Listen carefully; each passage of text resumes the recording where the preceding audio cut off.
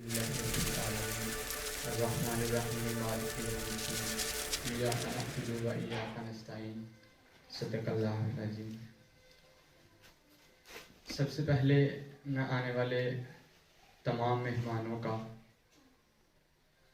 دل کی عطا گریوں سے خوش آمدید کہتا ہوں کہ آپ نے اپنے قیمتی وقت میں سے ہمارے لیے وقت نکالا اور یہاں تشریف لے کے آئے۔ بہت شکریہ آپ کے آنے کا، اور اسپیشلی آج کے چیف گیسٹ پیر سید مختوم طاہر حسین شاہ صاحب کو میں دل کی عطا گریوں سے خوش آمدید کہتا ہوں۔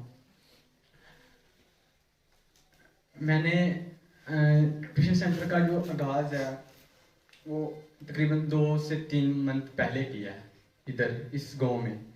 تو جو آغاز میں نے چیزیں ریکوائر رکھی تھی اس ادارے کے لیے، اور وہ چیزیں ساری الحمدللہ اب تک ہم ساری کی ساری میں وہ اپنے جو اسٹوڈنٹس ہیں وہ ساری کی ساری سہولیات دینے میں کامیاب ہو گیا ہوں الحمدللہ۔ ان میں جو چیزیں شامل تھیں وہ الحمدللہ ہم سارے کروا رہے ہیں، وہ ساری چیزیں ہم کروا رہے ہیں۔ اور اب بات آئی کہ میں نے یہ کیوں آغاز کیا، مجھے اس کی کیوں ضرورت پڑی۔ دیکھیں،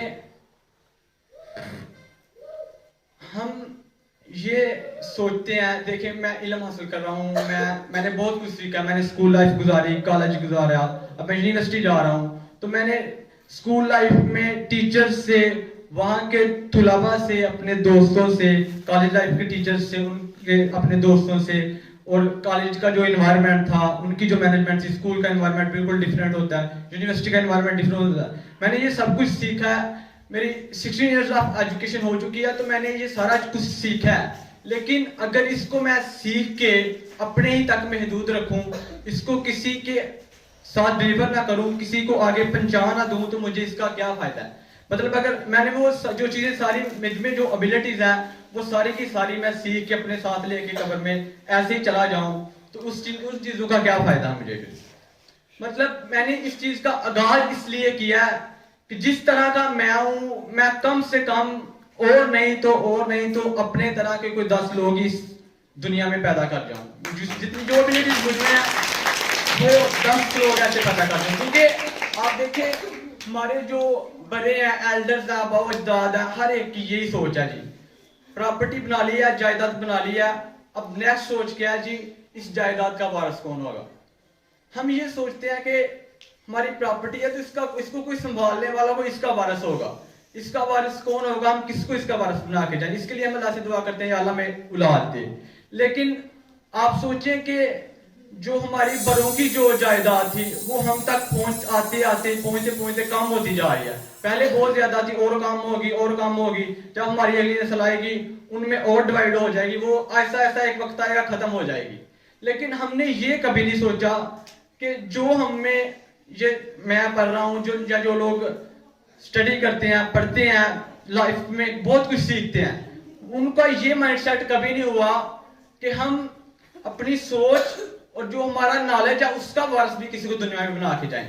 دیکھیں، اگر جو دنیا کی جائیداد ہے اس کا وارث اگر کوئی نہ بھی ہوگا تو وہ تو ختم ہو ہی جانی ہے، لیکن اگر آپ اپنے نالج اور اپنی سوچ کا وارث کسی کو نہ بنا کے جائیں، اپنی سوچ اور اپنے نالج کے لحاظ سے اگر آپ بے اولادے مر گئے تو پھر تو آپ کا دنیا فن سے خاتمہ ہو جائے گا۔ لیکن اگر اپنی سوچ اور اپنی جو آپ کا نالج ہے اگر آپ اس کا کسی کو وارث بنا کے جاتے ہیں، اپنی جیسی ابیلٹیز کے کوئی 10 لوگ دنیا میں پیدا کر جاتے ہیں، تو آپ سوچیں کیا ہوگا۔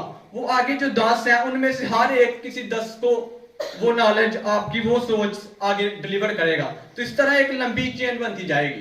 آپ مر جائیں گے، آپ اس دنیا فانی سے چلے جائیں گے، لیکن وقت گزرنے کے ساتھ ساتھ جو آپ کا نالج ہے، جو آپ کے جو سوچ تھی وہ زندہ رہے گی، اور اس کے تھرو آپ کا نام زندہ رہے گا، اور اسی سوچ اور اسی نالج کی وجہ سے آپ کو ثواب بھی ملتا رہے گا، آپ کا صدقہ جاریہ بن جائے گا۔ مطلب کہ نالج اور جو ہماری سوچ ہے اگر ہم اس کا وارث بنا کے کسی کو جائیں گے تو یہ وقت گزرنے کے ساتھ ساتھ بڑھتا جائے گا، لیکن اگر ہم اپنی دنیا کی جائیداد کا کسی کو وارث بنا کے جائیں گے تو وہ تو وقت کے ساتھ ساتھ ختم ہو جائے گا، ایک وقت آئے گا۔ تو کیوں نہ ہم اپنی सोच और अपने जो नॉलेज है, इल्म है, उसका वारिस किसी को बना के जाएं। अब चलते हैं जी, अल्लाह ताला क्या कहते हैं। कुरान पाक की सूरह अनफाल है 28 नंबर सूरह है, उसकी 8 नंबर सूरह अनफाल, उसकी 28 नंबर आयाम बार का कुछ हिस्सा है। उसमें अल्लाह फरमाता है अन्नमा, बेशक, अमवालुकुम, तुम्हारा माल, व औलादुकुम, और तुम्हारी औलाद, फितना, फितना है, आजमाइश है।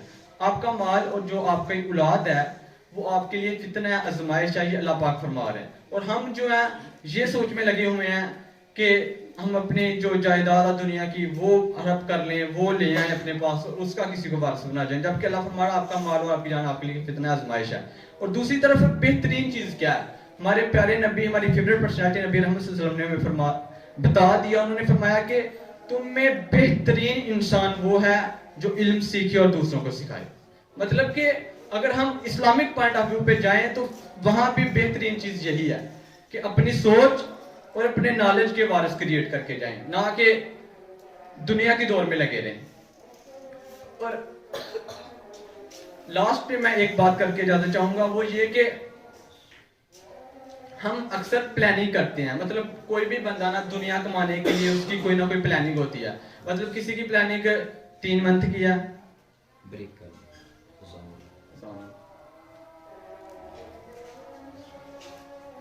अच्छा जी, मैं बात कर रहा था कि हम इससे हाँ, अगर हम दुनिया भी कमाते हैं तो हमने एक दिमाग में प्लान सेट किया होता है, हमारी एक प्लानिंग होती है कि हम ये काम करेंगे तो इसका ये सिरा मिलेगा।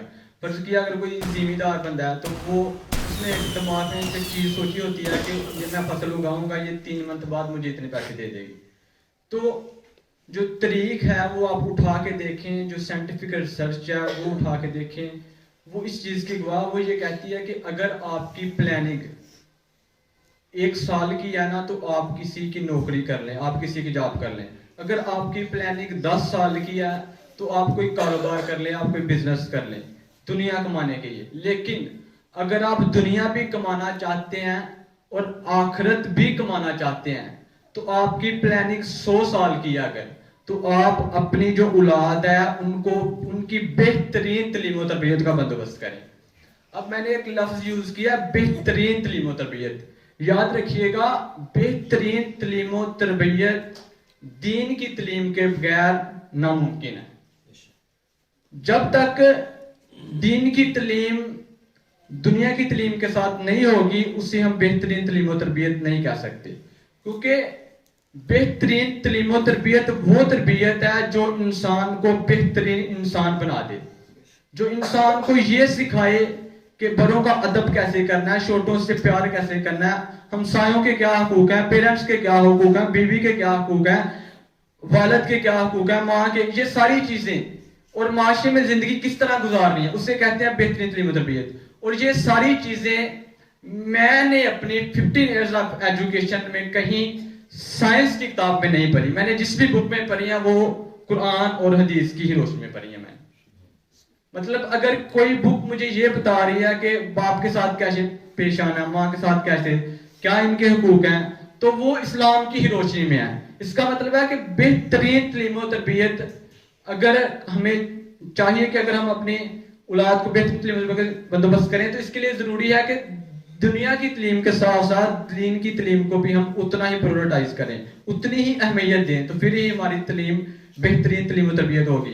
और अगर आप अपनी औलाद की बेहतरीन तलीम और तरबियत कर देते हैं, आपको अपनी औलाद के लिए दुनिया की कोई जायदाद बनाने की जरूरत नहीं है। आप फिर बेफिक्र हो के जो है कब्र में उतर सकते हैं, क्योंकि आपकी औलाद आपके लिए सदका जारिया बनेगी। फिर बहुत शुक्रिया।